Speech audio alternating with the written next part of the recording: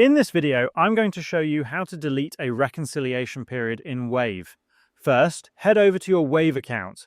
Once you're there, click on Accounting from the left-hand side menu of your screen, then click on Transactions.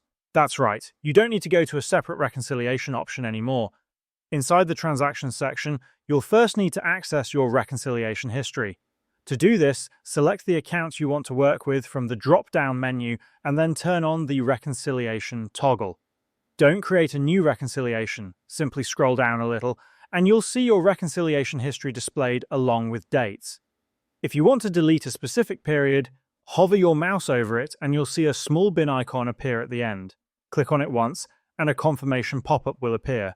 Click on Delete again to confirm. Once deleted, turn off the reconciliation toggle. The selected reconciliation period will now be removed, and that's how you can delete a reconciliation period in Wave.